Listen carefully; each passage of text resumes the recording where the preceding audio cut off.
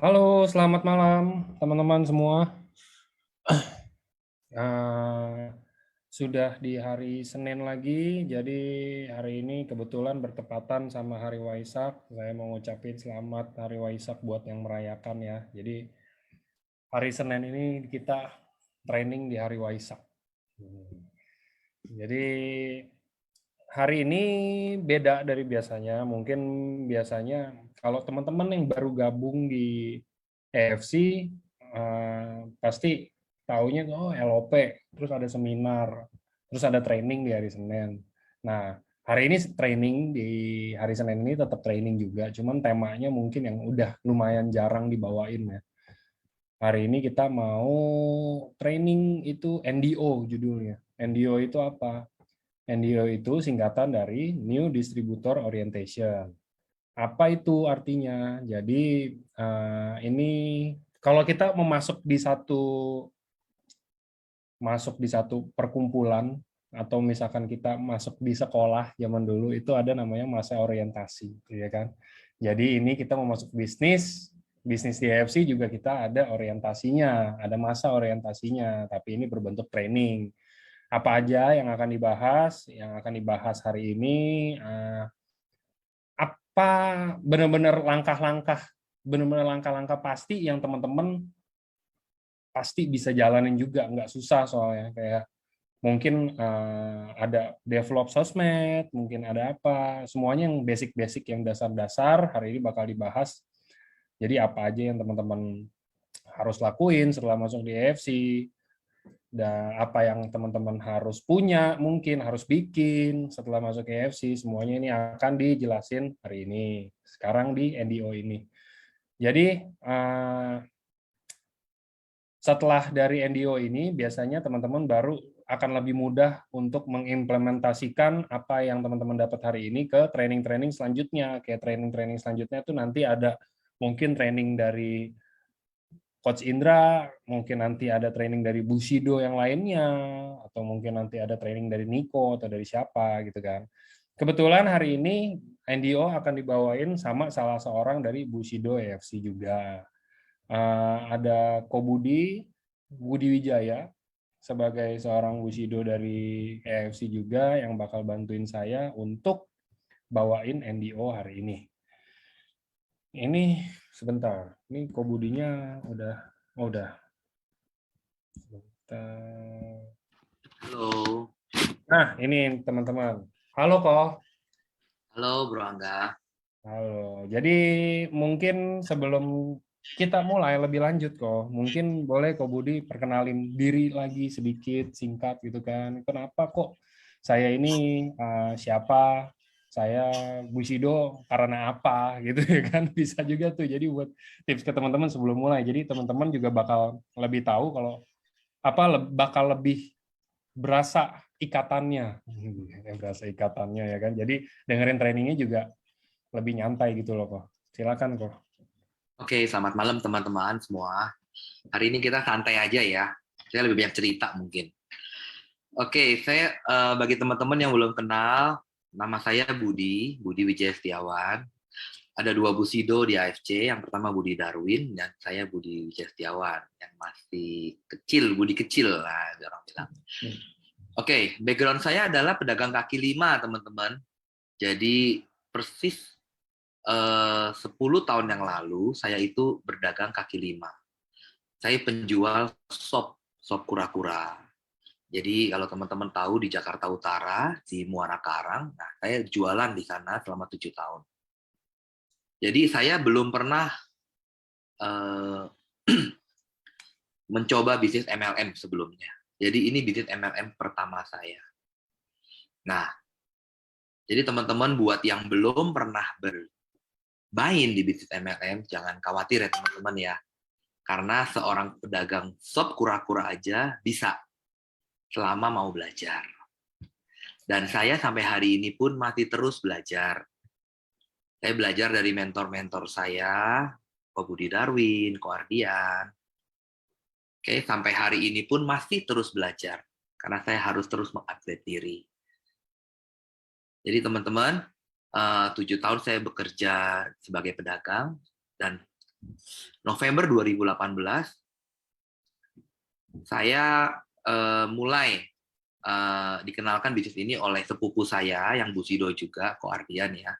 Nah, di situ saya mulai menjalankan bisnis ini. Awalnya kenapa saya yakin, karena Ko Ardian juga yakin akan bisnis ini, karena dia tadinya bekerja sebagai sales, lalu dia full time di sini. Nah, teman-teman, dari situ saya belajar, dan akhirnya menemukan mutiara-mutiara ya, teman-teman ya. Dan banyak penolakan di sana, terus berjalan, tapi akhirnya tetap berjuang dan akhirnya menemukan, sehingga di tahun ketiga saya mendapat posisi Bushido. Tahun pertama saya Ronin, tahun kedua Daimyo, dan tahun ketiga Bushido. Oke. Oke. Jadi teman-teman buat yang nggak tahu, ini si info aja. Jadi Ko Budi ini sepupunya Ko Ardian. Jadi di EFC ini ada pasukan dari Ko Ardian, semuanya achieve yang ranking-ranking lumayan tinggi karena ada Ko Ardian, Bushido, Cianita, cicinya Ko Ardian, Bushido juga, ada Ko Budi, sepupunya Bushido juga, ada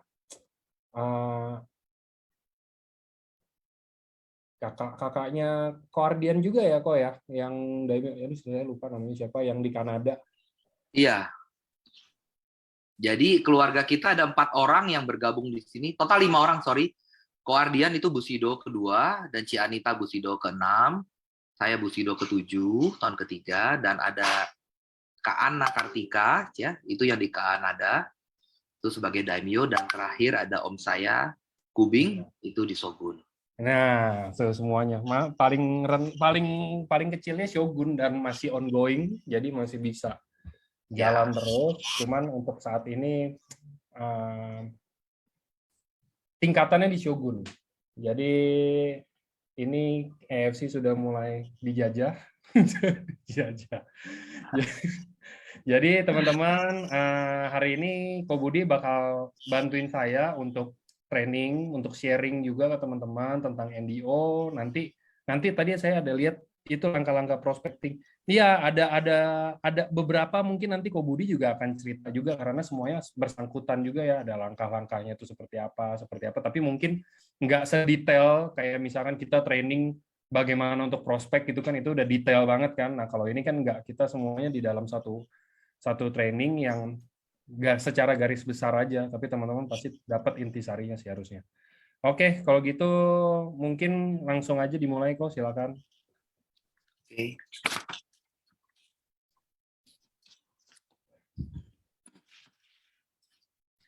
Oke, slide-nya dari Angga ya. Oh, mau dari saya, boleh.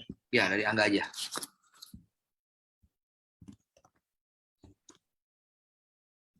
Oke.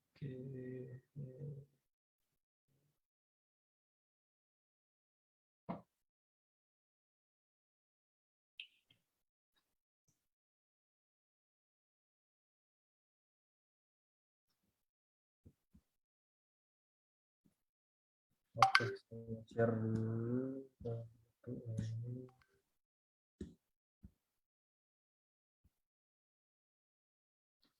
Oke, silakan kok. Oke, teman-teman, terima kasih buat AFC yang sudah memberikan kepercayaan buat saya untuk membagikan tentang NDO pada malam hari ini. Oke, teman-teman, saya tidak berhenti-hentinya untuk belajar terus. Jadi kita di sini sama-sama ya. Sambil saya menerangkan, saya juga kembali untuk merefresh belajar juga. Oke, teman-teman, bagi yang baru bergabung, mungkin baru yang pertama kali mendengar tentang NDO. Apa sih NDO itu? NDO adalah New Distributor Orientation. Jadi bagaimana kita setelah kita bergabung, apa yang harus kita lakukan? Seperti itu ya.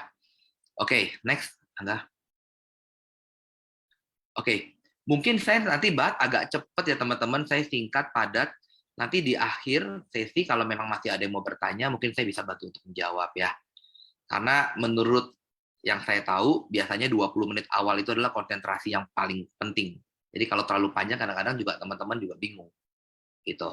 Oke, nomor 1 pertama adalah sharing ya teman-teman ya. Kalau kita baru bergabung ya teman-teman, kalau teman-teman lihat di sini H dan H+1. Jadi pada waktu teman-teman baru awal bergabung, apa yang harus dilakukan? Yang namanya baru awal bergabung itu ya teman-teman, itu baru semangat-semangatnya, baru hot-hotnya. Jadi kalau ketika kita baru semangat, kita harus lakukan yang pertama adalah sharing, teman-teman. Nah, pada waktu kita sharing, teman-teman, itu bisa sharing ke teman, yang pasti ya, ring 1 ya, teman dekat, lalu teman sekolah, lalu juga ke keluarga, teman-teman. Jadi itu teman-teman, kayak waktu saya dulu, sharing pertama saya adalah keluarga. Dari orang tua, saudara, sepupu, semua. Lalu ke teman-teman sekolah, teman SD, SMP, dan SMA. Jadi sharing ke teman-teman terdekat dulu, karena itu yang ring 1 yang paling gampang ya, teman-teman dijangkau. Nah, yang di-sharing itu apa, teman-teman? Yang pertama yang di-sharing itu adalah alasan kita, teman-teman. Alasan kita kenapa sih kita join di AFC? Itu paling penting. Jadi kalau misalkan teman-teman bergabung di AFC, pasti teman-teman ada rasa ketertarikan dong. Kenapa sih teman mau gabung di AFC? Iya kan? Kalau misalkan teman-teman bisa utarakan kenapa teman-teman gabung di AFC, ketertarikan itu, pasti orang lain juga akan tertarik. Gitu. Jadi alasan kita gabung di AFC itu penting. Kalau kita bisa sampai gabung, berarti kita tertarik. Nah, rasa tertarik itu kita harus presentasikan ke teman-teman kita yang mau kita sharingkan. Nah, biasanya itu tingkat berhasilnya tinggi, teman-teman.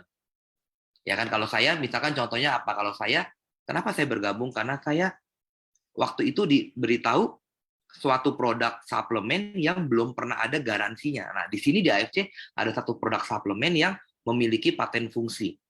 Jadi paten fungsi itu biasanya ada hanya dalam obat-obatan, teman-teman. Kayak misalkan Panadol, ada paten fungsinya paracetamol. Nah, tapi di SOP Usukushi ini ada satu paten fungsi. Suplemen yang ada paten fungsi saat itu belum ada di Indonesia. Jadi menurut saya ini bisa booming. Jadi ketika produknya luar biasa, saya lihat bisnisnya luar biasa, di cover lagi sama company-nya yang luar biasa, yang sudah 53 tahun dan sudah masuk ke bursa saham, saya yakin bisnis ini akan booming, akan meledak. Jadi itu saya langsung join saat itu. Oke, next Angga. Nah, setelah kita udah sharing, lalu yang kedua apa? Yang kedua adalah buat visi dan impian. Seperti yang Pak Niko bilang ya, GM kita ya, visi itu adalah suatu tujuan hidup yang besar, yang tidak bersangkut dengan materi. Sedangkan impian itu adalah sesuatu yang bersifat lebih ke arah materi, teman-teman. Nah, visi itu contohnya apa? Visi itu contohnya saya mau dengan AFC ini banyak orang terberkati, seperti itu. Banyak orang punya income mandiri dari AFC. AFC ini bisa menjadi berkat buat banyak orang. Banyak orang yang tidak punya ijazah, tidak punya gelar yang tinggi, tapi bisa berhasil di bisnis ini. Karena AFC itu menurut saya, teman-teman, itu suatu bisnis yang bisa dijangkau dari semua strata kelas. Karena di AFC itu banyak dari strata yang bawah sampai strata yang gelar S1, S2 pun bergabung, bahkan dokter pun bergabung di sini. Jadi teman-teman, AFC ini sudah tepat ya teman-teman ya. Nah, jadi visinya itu adalah untuk menjangkau orang-orang yang di luar sana nggak ada harapan, ternyata di sini punya harapan. Itu visi yang besar. Sedangkan kalau impian itu apa? Impian itu adalah kita punya impian, teman-teman. Nah, impiannya misalkan kita mau punya apa, sesuatu dalam jangka dekat ini. Misalkan saya mau punya impian ini, impian saya mau punya rumah, saya mau punya mobil. Nah, impian itu harus kuat, teman-teman. Jadi bisnis ini, AFC ini adalah bisnis yang kita tidak kerja sama orang. Artinya bisnis ini bisnis sendiri. Bisnis ini ditopang hanya dengan impian yang kuat. Kalau misalkan bisnis, kalau kita kerja sama orang, kita ditopang sama gaji. Ketika kita malas kerja, kita mogok kerja, kita malas-malasan, kita akan diancam, dipotong uang makan atau dipecat gitu kan. Sehingga kita terancam gaji akan hilang. Jadi kita takut. Tapi di bisnis AFC ini tidak digaji ya teman-teman. Jadi yang membuat Anda tetap bertahan dan kuat adalah impian Anda. Jadi ketika impian itu luntur, selesai sudah. Jadi impian itu nggak boleh luntur ya teman-teman. Impian itu harus dibangun dan diingat setiap hari. Nggak boleh impian diingat tahun depan baru diingat lagi. Ya selama setahun itu hilang impiannya. Jadi impian itu harus dipertahankan hari demi hari sampai tercapai. Nah kalau teman-teman punya impian itu kuat, teman-teman bisa jalani bisnis AFC ini dengan kuat. Walaupun badai, goncangan, penolakan terjadi, tapi teman-teman bisa stay strong. Kenapa? Karena teman-teman punya impian yang kuat. Oke. Next, Angga.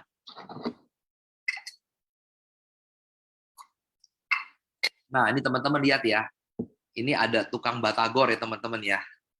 Seorang tukang batagor yang join di AFC. Teman-teman lihat, mereka punya impian.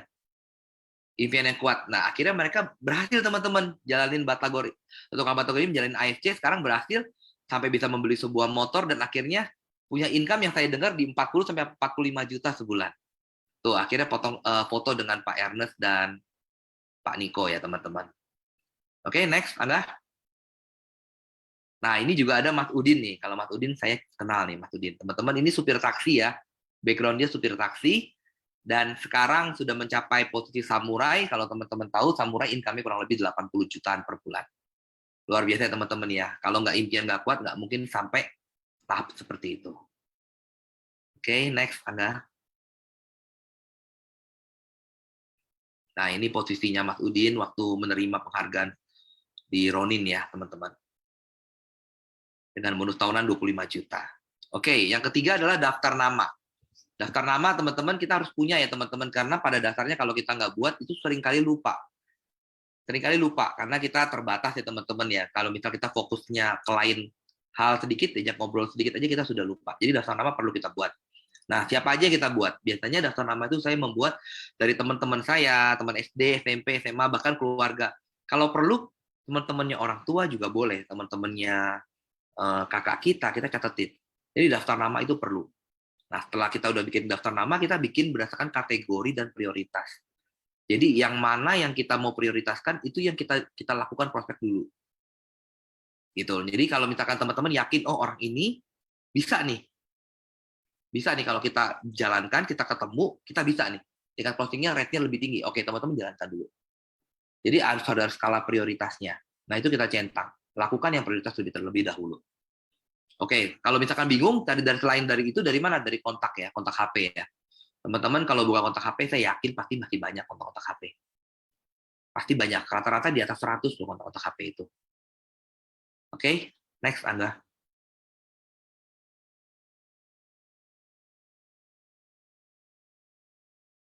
Nah, yang keempat adalah teman-teman AFC Knowledge. Nah, AFC Knowledge ini penting ya teman-teman. Dulu waktu saya pertama kali jalankan bisnis AFC di tahun 2018, itu belum ada modul seperti ini. Sekarang banyak ya teman-teman AFC Knowledge, teman-teman mau tahu tentang produk, itu gampang. Tinggal cek di Google, banyak udah rekaman di YouTube, terutama banyak rekaman-rekaman. Nah, waktu saya itu benar-benar masih awal, belum ada teman-teman. Jadi upline saya waktu itu Ko Budi Darwin, Ko Ardian, presentasi saya ngerekam teman-teman. Jadi saya ngerekam dan saya dengarkan itu satu hari bisa 5-6 kali. Saya dengerin terus sampai saya hafal. Karena ada kalanya kita tidak bisa bergantung kepada upline kita terus-menerus. Jadi ada kalanya kita one day harus jalani sendiri. Karena saya pernah ngalamin seperti ini. Saya ketemu teman-teman saya, lalu saya mau prospek, tapi karena saya belum bisa prospek, akhirnya saya tunda. Oke, tunggu ya. Tanggal sekian, waktunya sekian, saya undang upline saya. Nah, teman-teman tuh jadi miss. Pada waktu tanggal sekian dan waktu sekian, teman-teman yang saya mau prospek itu akhirnya nggak jadi datang. Karena apa? Karena saya nggak tahu AFC Knowledge. Nah, pentingnya AFC Knowledge ini adalah ketika Anda bisa, Anda tahu, dalam keadaan tertentu ketemu teman lama secara mendadak, di satu waktu, kalau Anda ngerti AFC Knowledge, Anda bisa langsung jelasin apa itu AFC ke mereka. Anda bisa langsung prospek ke mereka. Jadi pentingnya AFC Knowledge penting nggak? Penting banget teman-teman. Jadi pada waktu awal-awal kita dibantu oleh upline kita, dibantu presentasi, kita harus belajar. Apa yang mereka bicarakan kita harus belajar. Secepat mungkin kita harus belajar. Semakin cepat, semakin baik. Supaya apa? Supaya kita bisa lebih mandiri, teman-teman. Karena bisnis ini adalah bisnis kita sendiri. Dan ke depan kita juga harus jadi contoh, jadi teladan supaya downline kita bisa menduplikasi kita. Karena bisnis ini adalah bisnis duplikasi. Oke, next Angga.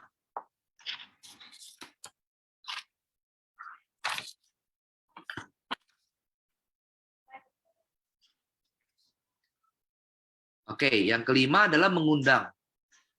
Nah, mengundang. Teman-teman kalau misalkan mengundang, itu banyak cara ya teman-teman ya. Mengundang itu kalau yang misalkan sekarang nih era Zoom ya teman-teman, yang kemarin Pak Niko sampaikan, mengundang itu bukan mempresentasi. Jadi kalau kita mengundang, ada kalanya kita mengundang membuat orang itu penasaran dan tertarik.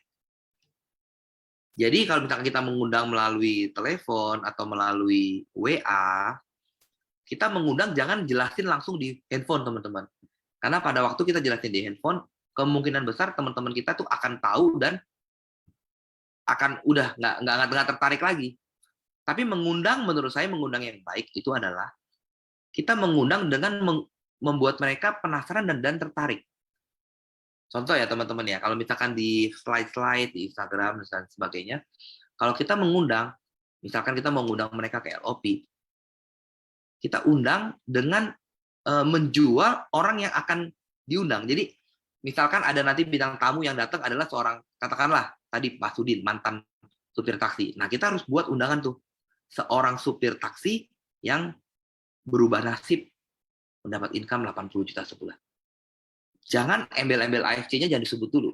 Sehingga mereka akan tertarik. Mau dengar, apa ya ini ya?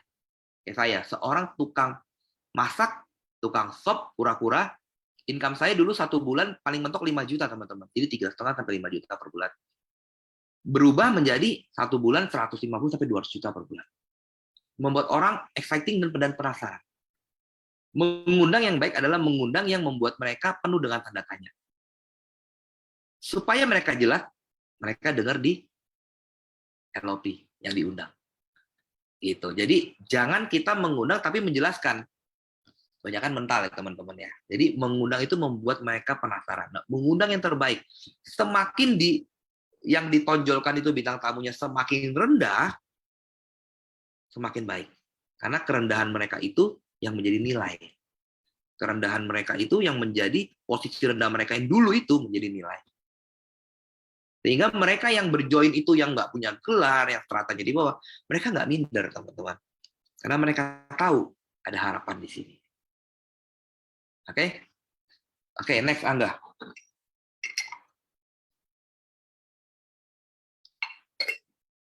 Nah, prospek dan branding ya, teman-teman ya, keenam ya. Saya mulai dengan prospek dulu ya. Nah, kalau prospek itu apa, teman-teman? Prospek itu bukan presentasi ya, teman-teman. Prospek itu pada saat kita ketemu sama calon prospek, itu adalah menggali kebutuhan mereka. Jadi, pada waktu teman-teman ketemu sama calon prospek, biasanya dengarkan dulu teman-teman. Lebih banyak mereka yang ngomong daripada kita yang ngomong. Karena kita nggak tahu apa yang mereka butuhkan. Prospek itu mencari kebutuhan calon prospek. Kalau kita udah tahu kebutuhan calon prospek, itu lebih gampang teman-teman. Contoh ya teman-teman ya, dulu waktu istri saya hamil, pada malam hari, dia ngidam bakso. Nah, pada malam hari dia ngidam bakso, kalau misalkan malam hari itu saya cari pizza yang paling enak, tentu istri saya nggak mau. Kenapa? Karena kebutuhannya adalah bakso. Tapi kalau misal kita kasih sesuai yang dia mau, lebih gampang dong. Karena kita udah tahu kebutuhan yang dia mau. Jadi prospek itu kita harus cari tahu teman-teman kebutuhannya apa. Dia ini butuh di produk atau butuh di bisnis. Kita harus cari tahu. Karena oleh sebab itu, kita harus lebih banyak mendengar daripada kita berbicara. Karena dengan mendengar, kita tahu apa yang mereka butuhkan. Kalau dari misalkan kita ngobrol, apa kabar, gimana segala macam, ternyata dia bilang, gimana kabarnya, bisnis bagus nggak? Aduh, bisnisku lesu. Punya 3 toko, sekarang udah 2 tutup. Nah, berarti kita tahu ya, kebutuhannya di mana, di bisnis. Tapi kalau misalkan, gimana kabar orang tua, segala macam, oh orang tuaku ternyata sakit. Aduh, kakakku juga sakit. Sakit apa sakitnya? Ternyata tepat dengan sesuai produk yang kita punya. Nah, kita tahu kebutuhannya adalah di produk. Jadi teman-teman, setelah kita tahu kebutuhan mereka, kita bisa dengan gaya kita masuk secara pelan. Setelah kita tahu kebutuhan mereka, kita udah ngobrolnya enak, kita baru bisa masuk, teman-teman. Jadi prospek itu adalah mencari kebutuhan. Nah, yang kedua adalah branding. Branding itu, kalau kita punya modul adalah branding di sosmed ya teman-teman ya. Nah, branding di sosmed itu apa? Kalau zaman saya, waktu SOP dan USU itu belum banyak orang yang tahu, nah SOP USU kita branding secara produk. Tapi kalau makin lambat, sekarang kan SOP USU ini udah pada banyak yang tahu nih. Biasanya kita branding lebih ke arah testimoni, teman-teman.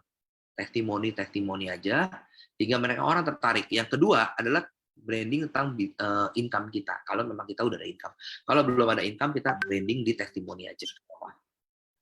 Jadi supaya apa? Supaya orang nggak tahu itu AFC dulu. Nanti ketika orang pendaftaran, baru mereka di DM pribadi, baru kita bisa follow up untuk AFC-nya, baru kita bisa mulai masuk.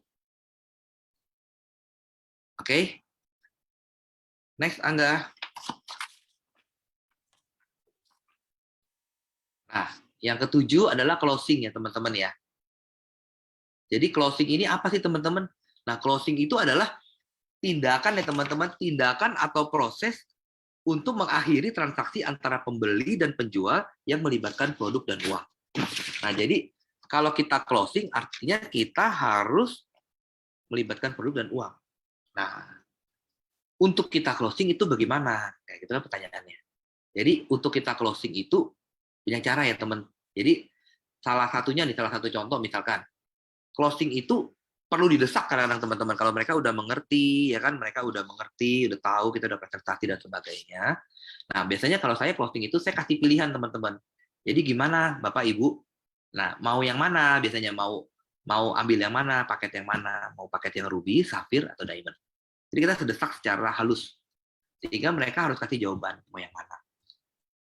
Jadi macam-macam, teman-teman, closing seperti itu. Desakan untuk closing itu macam-macam.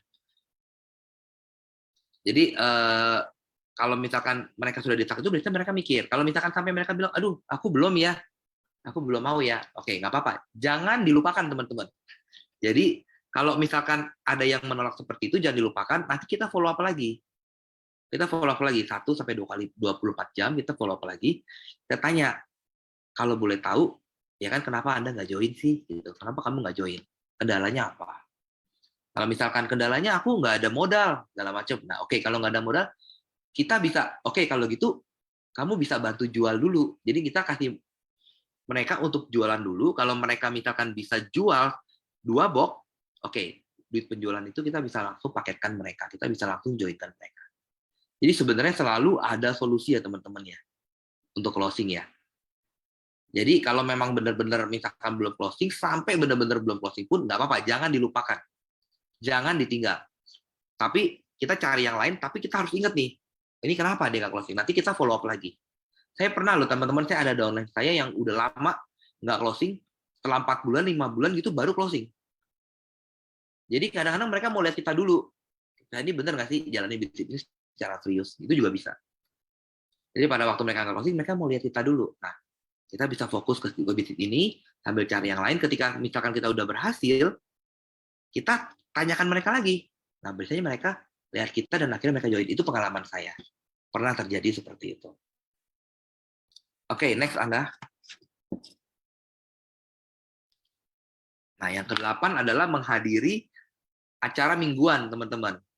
Nah, menghadiri acara mingguan ini sekarang udah banyak di tiap kota ya, teman-teman ya. Kalau dulu saya itu di Jakarta aja. Jadi setiap minggu kantor selalu ngadain acara LOP. Jadi setiap minggu saya datang. Tujuannya apa sih menghadiri acara mingguan? Tujuannya adalah supaya kita tuh tetap ada apinya, teman-teman, tetap semangat. Penting loh, teman-teman. Kita kalau bisnis ini kan saya bilang dari tadi, bisnis yang dari awal tadi saya bilang, bisnis yang tidak digaji. Jadi kalau bisnis yang tidak digaji, bisnis ini harus berdasarkan semangat kita. Nah, untuk supaya kita semangat, itu banyak cara, teman-teman. Salah satunya adalah menghadiri acara mingguan. Kalau tadi ada impian. Setelah impian apa? Menghadiri acara mingguan. Kenapa? Karena dengan kita menghadiri acara mingguan, baik secara on-site maupun secara online, itu akan menumbuhkan api semangat kita kembali. Tujuannya apa ya? Supaya kita mendengar, supaya kita tahu bisnis ini bisnis yang baik, supaya kita semangat. Kalau kita berkumpul sama orang-orang yang satu semangat, satu pikiran, satu tujuan, kita pasti akan terimpartasi, teman-teman. Nah, kalau sekarang banyak di kota-kota kayak di kota Medan, di mana kantor-kantor sudah banyak, kantor IT sudah ada. Nah, setiap mereka ada acara, hadiri. Apalagi the roadshow ya, Pak Niko sekarang roadshow di tiap daerah. Hadiri, teman-teman, kalau bisa hadir. Setiap Senin ada acara training seperti ini. Setiap Rabu ada LOP. Setiap Sabtu ada acara dokter. Itu dihadiri. Dihadiri untuk apa? supaya kita tetap semangat. Semangat, karena bisnis ini perlu semangat. Kalau nggak besar semangat, bahaya. Oke, teman-teman, jadi tetap ya menghadiri acara ya. Jangan sampai nggak menghadiri. Saya pun tiap ada acara, kalau apalagi online itu saya selalu kadang masuk hadir. Jadi teman-teman penting untuk apa? Untuk charge kita. HP aja perlu di-charge, apalagi kita manusia. Oke, next, Angga.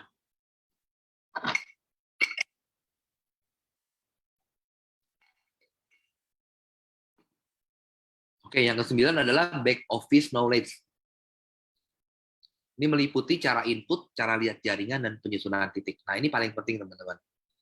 Banyak member yang sudah join sekian lama, ternyata tidak mengerti caranya input, caranya lihat jaringan, caranya nyusun titik. Mereka nggak ngerti. Nah, ini bahaya, teman-teman. Karena setiap member itu harus secepat atau sedini mungkin itu harus bisa. Kenapa? Karena kalau dia hanya mengandalkan upline-nya yang menginput, saya pastikan jaringan tersebut tidak akan bisa besar. Karena jaringan ini besar dengan timbulnya leader-leader. Nah, leader-leader bisa timbul kalau dia bisa salah satunya menguasai back office knowledge ini. Saya yakin kalau misalkan leader besar, nggak mungkin nggak bisa menguasai back office knowledge. Jadi syarat mutlak adalah kita sebagai upline, kita harus mengajarkan caranya ke downline untuk menginput, lihat jaringan, dan menyusunkan titik. Itu harus tahu. Back office knowledge-nya harus bisa. Supaya apa? Supaya mereka yang bisa, mereka mengajarkan juga ke downline mereka. Supaya leader-leader itu bisa terbentuk melalui jaringan. Nah, itu penting teman-teman ya. Jadi, teman-teman yang belum bisa, mulai tanya ke upline-nya, ajarkan saya dong, caranya gimana? Ajarkan saya. Dan ini sederhana banget teman-teman. Jadi, AFC ini sudah membuat suatu aplikasi yang sederhana, yang kalau teman-teman belajar, yakin bisa. Nggak peduli mau umur berapa, saya yakin bisa. Karena saya punya downline yang berumur juga bisa akhirnya. Jadi teman-teman jangan pesimis gitu. Aduh, aku kayaknya nggak bisa nih. IT ini aplikasi aku kayaknya nggak bisa, aku nggak awam nih. Coba teman-teman belajar dulu. Percaya deh. Karena kalau teman-teman udah bisa, teman-teman bisa mengajarkan juga ke downline. Kalau downline teman-teman udah bisa, dia juga akan bisa berkembang gitu loh. Belajar lagi ke bawah. Dan jaringan akan semakin besar. Oke, nah itu ada tulisan H+14 ya, artinya teman-teman sebenarnya modul ini kita jalankan maksimal 14 hari teman-teman. 14 hari teman-teman harus bisa menguasai sampai ke back office knowledge. Jadi kalau misalkan teman-teman yang baru bergabung atau yang mungkin udah bergabung tapi belum menjalankan, mulai besok kita mulai menjalankan yuk NDO ini, modul ini, karena modul ini AFC ciptakan untuk ke semua member. Gitu loh. Saya pun sampai hari ini masih tetap belajar, terus belajar. Tiap ada yang baru, terus belajar. Oke. Terakhir ya, Angga ya.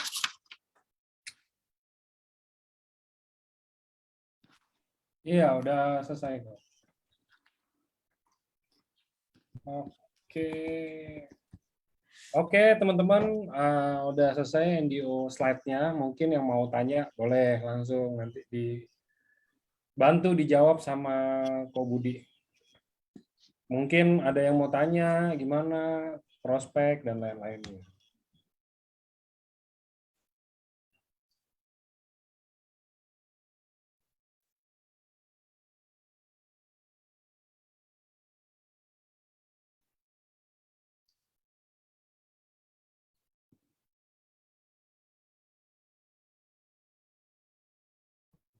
Kayaknya untuk pembuka, ini sambil nunggu yang lain kayaknya pada lagi ngetik, kadang-kadang suka lama masuknya, saya yang bantu tanya dulu deh kalau gitu.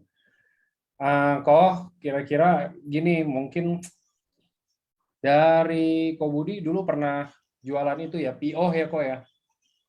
Iya. Nah, dari situ kenapa selain mungkin alasannya itu diajak sama sepupunya, Guardian, kenapa mau gabung di EFC? Mungkin sampai hari ini Ko Budi masih di EFC, alasannya kalau boleh tahu apa, kenapa? Apakah mungkin Ko Budi lihat dari produk atau Ko Budi lihat dari bisnisnya gitu loh. Dan kira-kira kalau dari sisi Ko Budi susah nggak jalanin EFC di awal-awal? Nah, itu. Oke. Alasan saya bergabung salah satunya selain produk dan bisnisnya yang bagus adalah saya sudah terlalu lama, sudah bosan ya, ibarat jenuh terlalu lama menderita, teman-teman. 7 tahun dengan income 1 bulan 3,5 sampai 5 juta dan utang yang menumpuk 450 juta, saya utang kartu kredit banyak, teman-teman. Dan saya nggak tahu harus bayar dari mana. Jadi saya sudah bosan menderita dan saya mau ada satu terobosan bisnis yang mengubah hidup saya. Dan pada waktu saya dikatakan AFC, saya melihat harapan di AFC. Saya melihat harapan di AFC. Saya yakin AFC bisa mengubah hari hidup saya. Dan saya lihat pada saat itu saya datang ke kantor yang presentasi Paniko, saya lihat ini produk luar biasa. Dan saya yakin pada saat AFC meledak, saya juga mau ikut boom di dalamnya gitu loh. Dan saya yakin. Maka dari itu, saya mulai serius jalanin AFC, saya mulai fight di sana. Nah, untuk awal-awal 3 bulan pertama saya berharga, teman-teman. Jadi 3 bulan itu di awal saya tuh pulang jam 11 malam, setengah 12 malam itu selalu itu. Bahkan saya tuh hobinya nonton konser, teman-teman. Jadi saya pernah beli tiket konser waktu itu ya. Itu saat Semi Simo Rangkir, saya udah beli 2 tiket buat saya sama istri saya untuk nonton konser musik. Sampai hangus, teman-teman. Senilai 1,2 juta tuh hangus.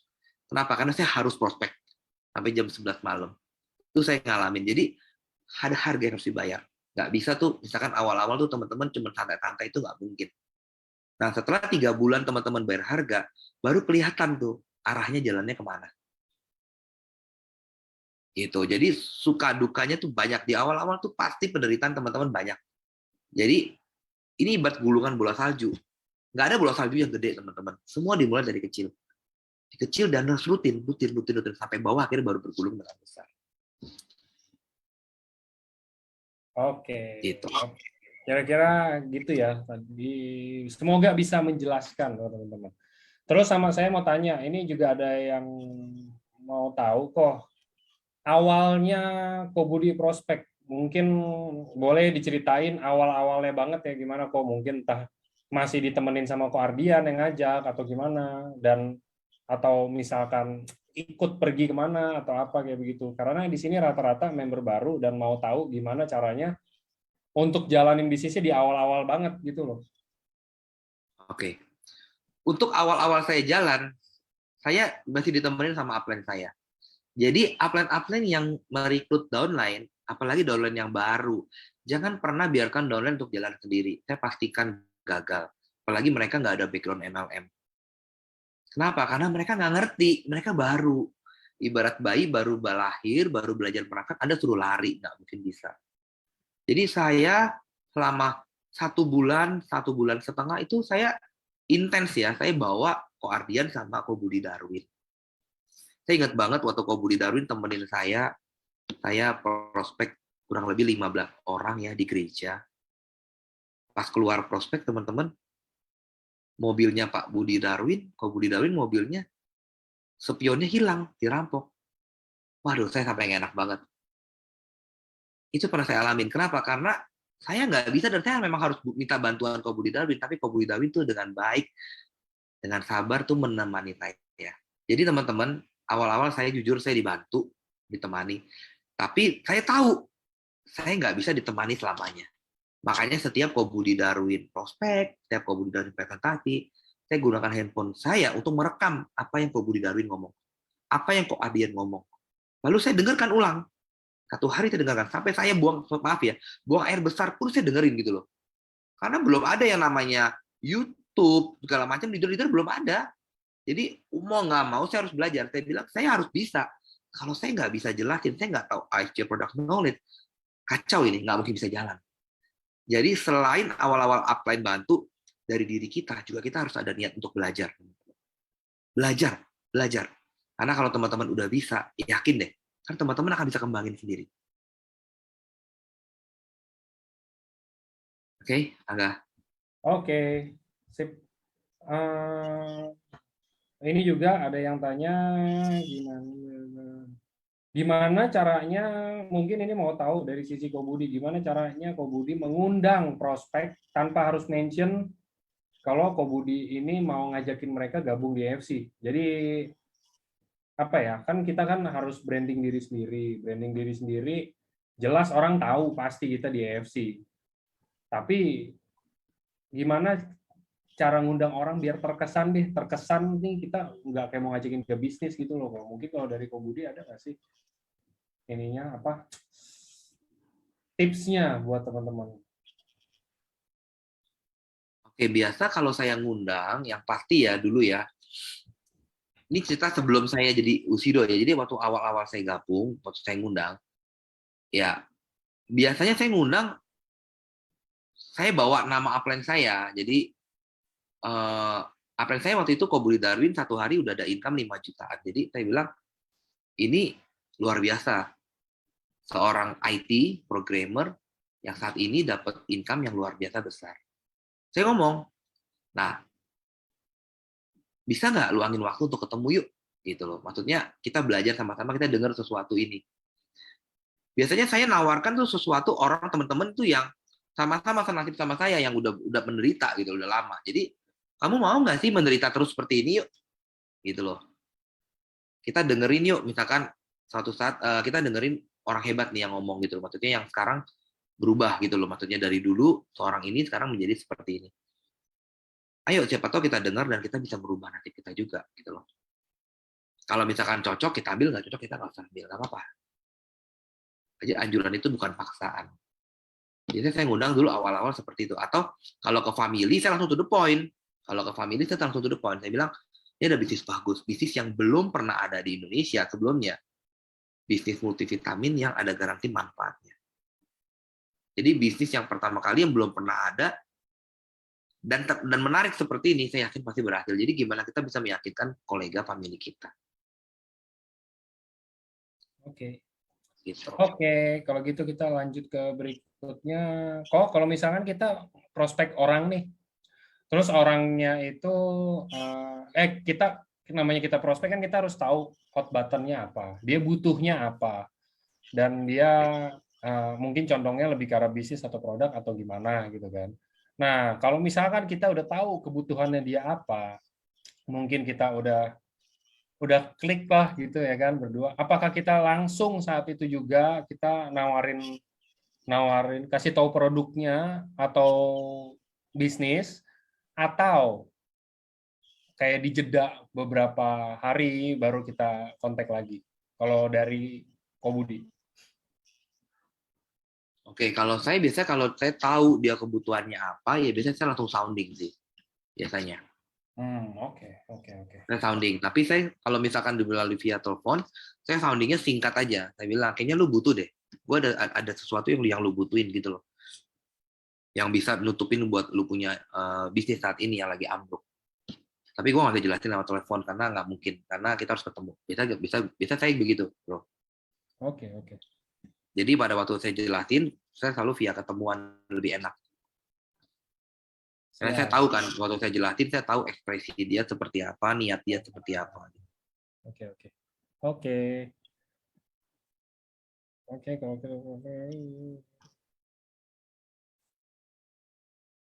Nah, ini pertanyaan menarik. Kobudi, gimana kalau kita ditolak terus?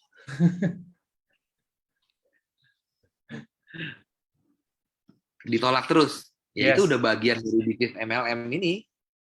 Pasti. Tapi saya percaya kalau orang yang berusaha terus, pasti juga diterima. Percaya.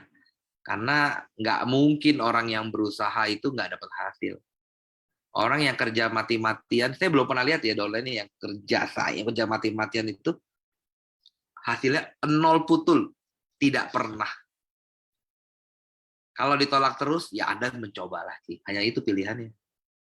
Oke. Kita belajar kalau ditolak terus. Jadi ada tiga step ya teman-teman. Kita belajar nih learning. Habis kita learning, kita action. Habis kita action, kita evaluation. Karena action itu pasti ada result, ada hasil. Hasilnya bisa diterima, bisa ditolak. Nah kalau ditolak, kita evaluation. Selalu tiga itu. Kalau udah evaluation, kita belajar lagi, learning lagi. Makin kita learning, makin kita mengetahui ilmu lebih banyak, makin kita menguasai. Setelah kita udah menguasai, kita coba. Kalau cara kemarin ditolak, ya jangan pakai cara kemarin lagi. Pakai cara yang kita belajar baru.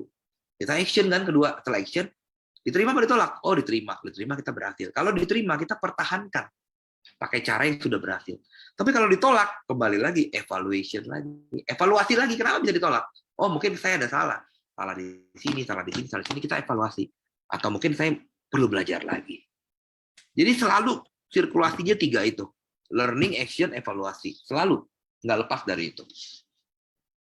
Kalau udah ditolak, ya pasti bagian itu. Tapi saya kasih tahu ya, nggak pernah orang yang benar-benar serius, mati-matian fight di sini, nggak ada hasil. Nggak pernah. Saya lihat downline saya itu, yang gila-gilaan kerja, benar-benar mati-matian, bayar harga. Minim-minim 15-20 juta sebulan tuh dapat tuh. Benar, saya nggak bohong. Jadi teman-teman, kalau sampai ditolak, terus berusaha. Terus berusaha. Karena satu waktu pasti akan ada yang terima kamu. Oke. Oke, nah mungkin kalau tadi itu udah penjelasannya, kalau misalkan ditolak, terus coba. Nah kalau saya nambahin paling, kalau teman-teman sering ditolak, apalagi tadi banyak yang bilang, iya saya ditolak terus, ditolak terus. Justru bagus, karena dengan ditolak, kita jadi tahu, ya nggak enak sih rasanya, saya juga pernah ya ditolak, maksudnya bukan kita oh iya cintai penolakan harus ditolak terus, enggak jadi juga kalau ditolak. Cuman dengan kita ditolak kita jadi tahu kita salahnya di mana sih, kita ada mungkin miskalkulasi di mana, apakah ternyata yang kita tawarkan nggak sesuai dan kebutuhan dia, atau misalkan ada faktor lain mungkin kayak faktor misalkan benar-benar ekonominya yang ini ekonomi yang lumayan sulit, yang dia harusnya kita bisa kasih tahu dia, kita bisa kasih dia solusi bahwa maksudnya join di sini ekonomi sulit, banyak yang kayak begini, nah kita kasih tahu caranya, atau mungkin dari hal-hal faktor-faktor lain gitu kan. Nah, menurut saya kalau misalkan kita ditolak, kita harus lebih dalam lagi, misalkan apalagi udah sering ditolak ya, bilangnya sering kan, kalau udah sering pasti udah lebih dari 2-3 kali sih harusnya. Nah, dari situ kita sebenarnya harus bisa belajar apa yang kita salah, jadi next-nya kemungkinan besar kita nggak akan ditolak lagi gitu. Kalau misalkan teman-teman ada yang bilang dari tadi, soalnya saya ngelihat banyak yang kalau ditolak terus gimana, nah itu mungkin ya. Triknya apa supaya nggak ditolak, apa yang harus dihindari?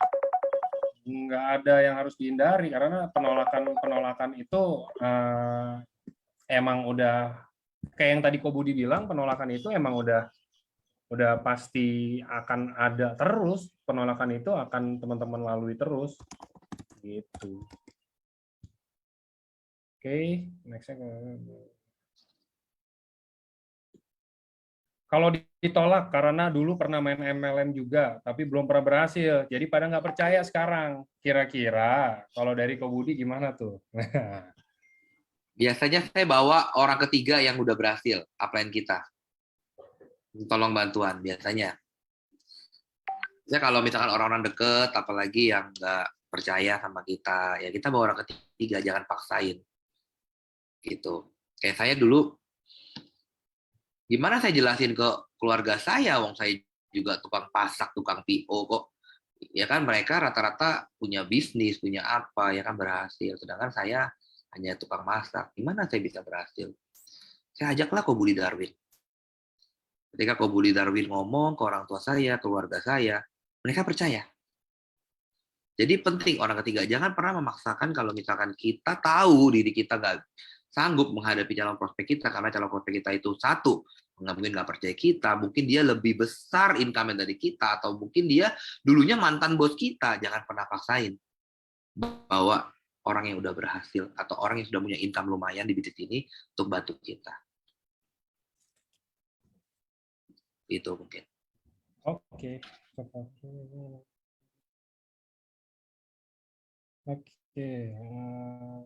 Oke, ini juga ada, setelah berprospek dan habis itu presentasi, kira-kira kalau menurut Ko Budi, ada nggak kata-kata yang bisa, apa ya, bisa meluluhkan hati, bisa bikin mereka seenggaknya tergerak, atau mungkin mereka jadi sadar kalau mereka sebenarnya harus gabung sama kita untuk bisa sukses dan lain-lain gitu loh kok.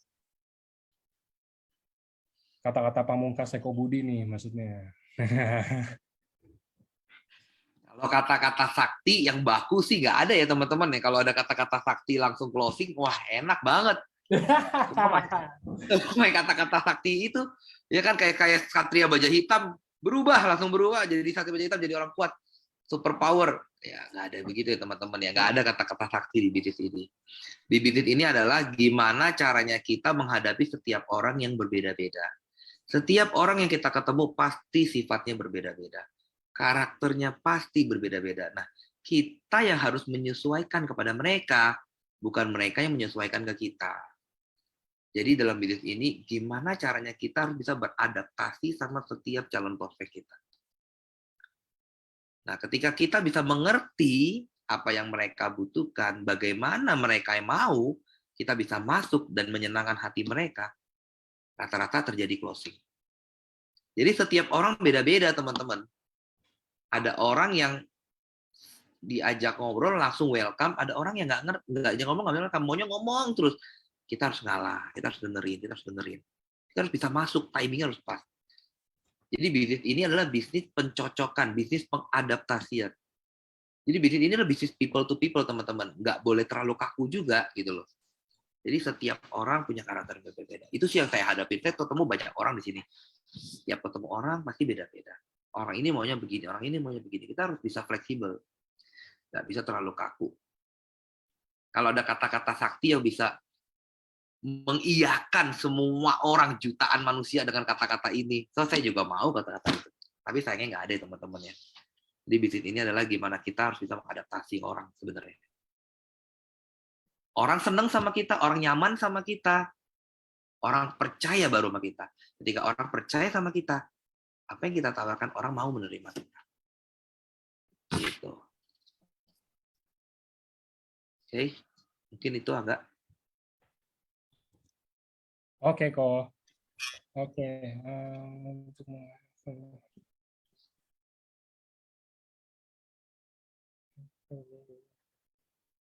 Waktu Ko Budi awal mulai join, dalam 3 bulan pertama, kalau boleh tahu, rata-rata prospek Ko Budi berapa orang sehari? Jadi saya itu rata-rata per hari saya nggak banyak, biasa 3-4 orang, tetapi per minggu saya adain rutin.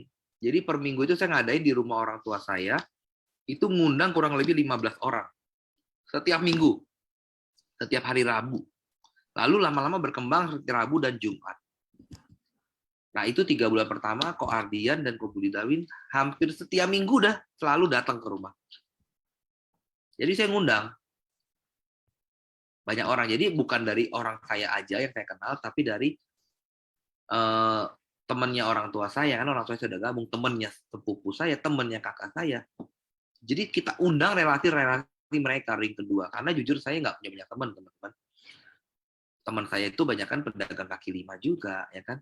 7 tahun di sana, saya dagang, sebelah saya tukang ronde, tukang sate Padang, belakang saya kue tiaw, samping saya sop kambing, sebelah kiri saya popiah, lumpia. Jadi teman saya nggak terlalu banyak, itu aja. Jadi gimana teman-teman yang nggak banyak, enaknya bisnis ini adalah apa?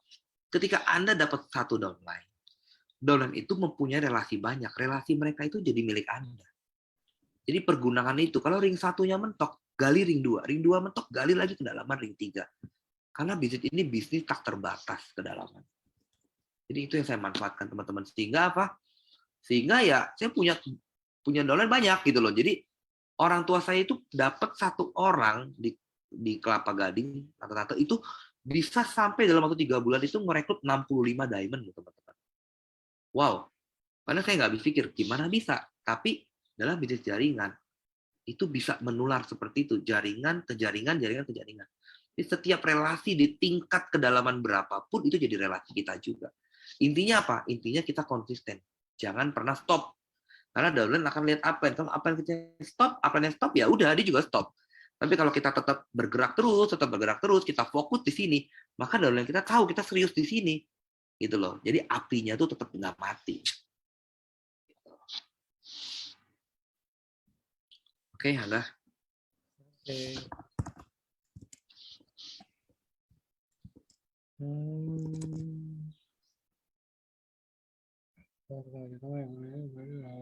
Oke, ini juga, ini bagus juga. Kok apakah untuk prospek menurut Ko Budi ini ideal untuk lewat online aja? Karena terkendala jarak yang jauh. Dan seandainya di daerah yang hanya kita sendirian, maksudnya nggak ada tim lain, apakah juga ideal jika meminta tolong upline kita dan memberikan penjelasan melalui via online? Selama COVID ya, berjalan 2 tahun belakangan ini, justru online itu gencar, teman-teman. Jadi ternyata Zoom melalui online itu juga bagus. Saya punya downline di Surabaya, itu menjalankan bisnisnya ini dengan online. Dan hasilnya luar biasa. Jadi sekarang kita udah ada fasilitas Zoom ya, teman-teman ya. Itu dimanfaatkan. Dalam Zoom itu kita bisa presentasi dan sebagainya. Yang penting bagaimana cara kita bermain dalam online tersebut. Gitu loh. Bagaimana kita menerapkan strategi kita, marketing kita di online tersebut. Sebenarnya kalau orang udah nonton dan orang udah dengar presentasi tersebut, kalau kita memang menjelaskan dengan baik dan benar, saya yakin pasti ada hasil kok. Buktinya selama masa COVID-19, selama 2 tahun terakhir ini, banyak member yang menjalankan dengan online dan berhasil. Gitu.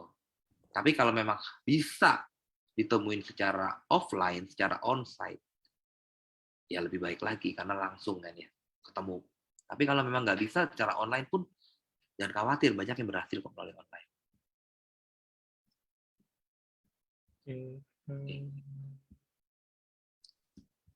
Oke, Angga. Yes. Oke, ini mungkin pertanyaan penutup kita hari ini. Gimana menurut Ko Budi cara kita membangunkan dalam tanda kutip member atau tim-tim kita yang kayak udah males jalan, udah nggak mau ditolak lagi dan lain-lain itu.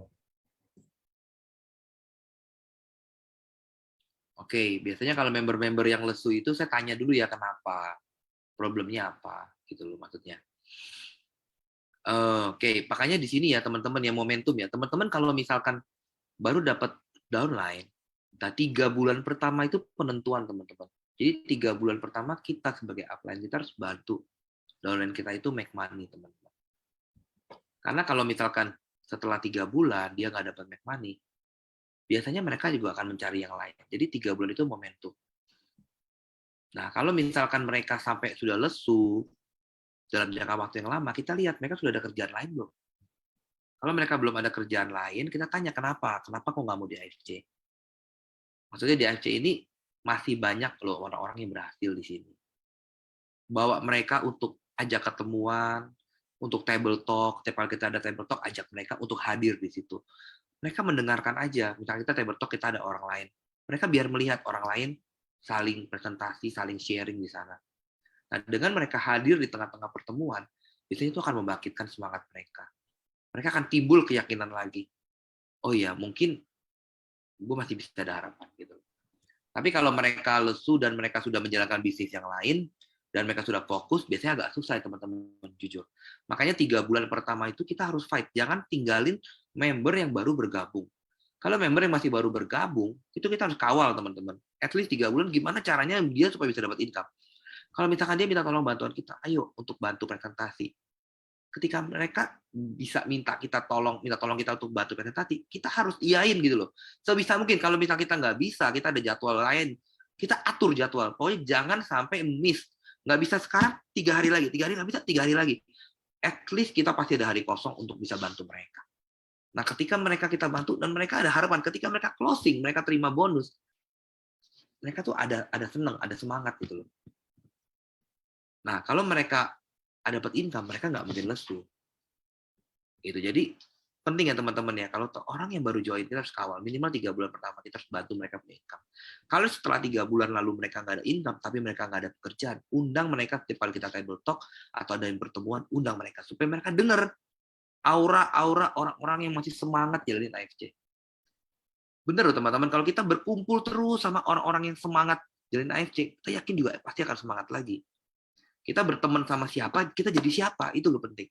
Kalau kita berteman sama orang yang bisnisnya apa, ya lama-lama kita ikut ke mereka gitu. Jadi kita harus penting. Jadi ajak mereka, kalau mereka lesu, ajak mereka. Daripada mereka di rumah kan, ajak mereka ke pertemuan gitu. Oke. Oke. Oke. Kayak saya pikir udah, ini ada yang tanya marketplace tentang kenyataannya.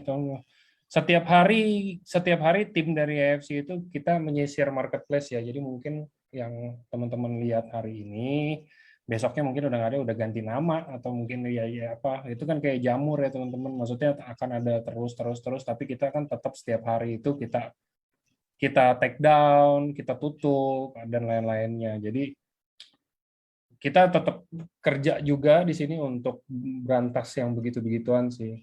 Jadi mungkin kalau dari saya gitu. Kalau untuk pertanyaan tentang marketplace. Oke, kalau gitu mungkin sudah selesai. Saya tutup aja acaranya. Thank you buat teman-teman yang sudah hadir malam ini untuk menyimak sharing dari Ko Budi, dan thank you juga buat Ko Budi untuk waktunya, NDO-nya dan sharingnya. Yuk semua. Ya, semoga teman-teman bisa dapat sesuatu dari sharingnya Ko Budi hari ini. Oke, kalau gitu. Thank you semua Thank you teman-teman. semuanya. Ya, Terima kasih. makasih Angga.